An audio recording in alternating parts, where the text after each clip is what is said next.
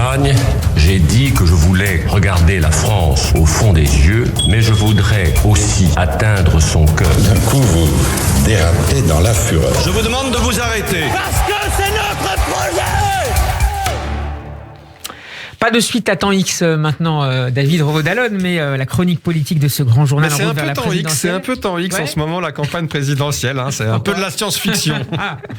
En tout cas, on vous retrouve avec plaisir tous les mardis, David, pour cette édito politique. Je rappelle que vous êtes le chef du service politique du journal du dimanche. David, à peine la campagne officielle démarrée, que déjà, on l'a vu avec Alexandra, les polémiques s'accumulent. Et oui, on vient de l'entendre. On aurait pu s'attendre à ce qu'une campagne présidentielle, tous les 5 ans, traite des véritables problèmes, des vrais sujets, des sujets de fond qui intéressent les Françaises et les Français, mais on n'en prend pas vraiment le chemin à en juger par les 3 ou 4 premiers jours de l'année. J'en veux pour preuve cette première polémique qui, quelques heures à peine avant même le réveillon du 31 avait commencé, c'est celle sur le drapeau, le fameux drapeau européen qui a été installé, on le rappelle, sous l'Arc de Triomphe, en lieu et place du drapeau français, du fameux fanion national pour célébrer la présidence française de l'Union européenne qui a commencé le 1er janvier, c'est-à-dire que la France préside le Conseil des États membres, et c'est Emmanuel Macron qui en est le responsable. Donc il avait, avec son gouvernement, imaginé cette mise en scène symbolique, mais évidemment tout le monde lui est tombé dessus, enfin tout le monde, toute la droite et l'extrême droite. D'abord Marine Le Pen et Éric Zemmour, bien sûr, les patriotes contre les européistes, c'est dans leur logique politique traditionnelle, mais plus surprenant, Valérie Pécresse, qui est emblématique des difficultés de la droite, d'une droite qui est fondamentalement pro-européenne, mais qui, en ces temps de campagne, court après Le Pen et Zemmour. Donc qui considère que Emmanuel Macron a un problème avec l'histoire de France. Avec l'histoire de France. Donc on voit qu'il y a quand même une petite course à l'échalote de ce point de vue-là, et ça augure pas vraiment très très bien de la suite des opérations, évidemment. David, qu'est-ce que cette affaire indique du climat de la campagne présidentielle qui s'ouvre? Eh bien, précisément, l'idée, c'est un peu tous contre Macron. Il faut absolument faire la peau du président sortant et du futur candidat. Ça, c'est un classique.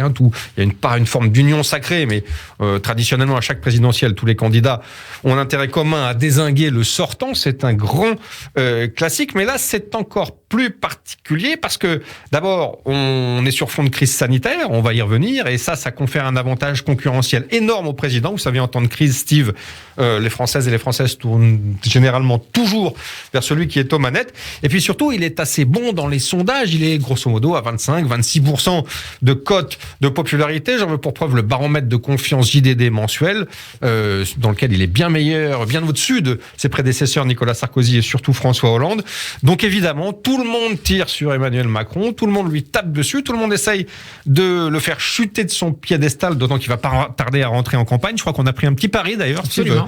On a la bande-son. Voilà, vous avez la bande-son. Voilà. Ça va être assez chaud pour moi. Mais on a même la vidéo, David. Même la vidéo. Je suis fichu.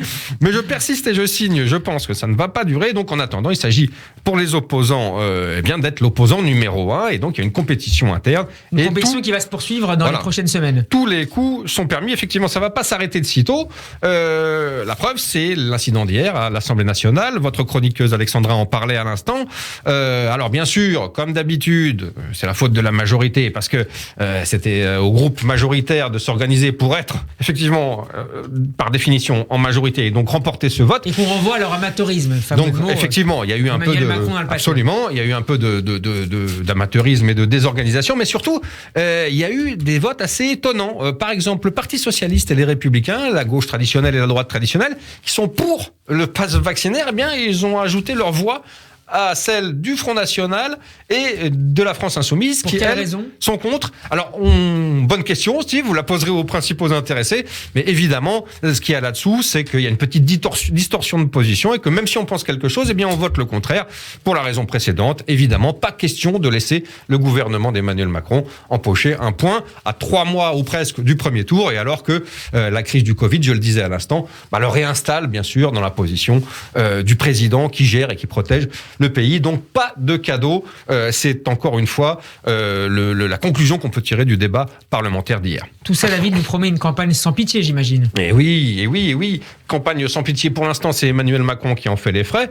Mais soyez sûr, Steve, que dès qu'il est en campagne, ça va être la guerre de tous contre tous, pour reprendre la fameuse expression. J'en veux, pour exemple, cette polémique d'un niveau assez bas, il faut le dire, à propos de Maître Gims, souvenez-vous, le fameux rappeur a incité On doit appeler Gims maintenant, il faut enlever le maître. D'accord.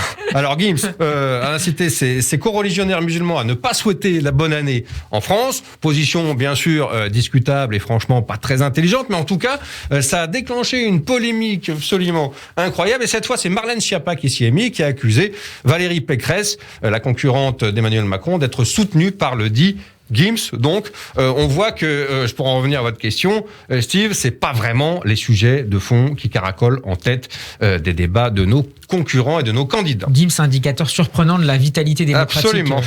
De la période. Est-ce que ça peut s'arranger un brin d'optimisme, peut-être pour terminer, David ? Un brin d'optimisme. Écoutez, Steve, je vais pas vous suivre sur ce terrain. Moi, je pense que rien n'est moins sûr.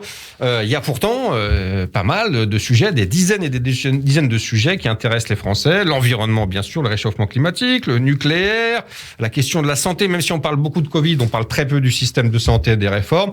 L'école et bien sûr les sujets économiques, l'inflation, la dette qui a explosé depuis 2 ans avec les chèques que le gouvernement français quoi qu'il en coûte a signé et pour le Covid et le quoi qu'il en coûte. Eh bien, je ne sais pas si Steve, vous en avez entendu parler, vous, de ces sujets dans la campagne. Non, pas du tout. Moi non plus, ça tombe bien. Ça veut dire que nous sommes très attentifs. On peut toujours espérer le meilleur, mais là, en ce qui concerne, et vu ce qu'on vient de se dire, je crois qu'il faut surtout s'attendre au pire. Merci beaucoup, David Rowden, malgré cette absence d'optimisme que vous démontrez cet après-midi. En route vers la présidentielle, c'est à retrouver évidemment en podcast sur radioj.fr et en vidéo sur la page YouTube de Radio J. Nous serons demain en compagnie d'Alexis Lacroix, le directeur de la rédaction d'Actualité J. On aura le plaisir de vous retrouver, David, mardi prochain.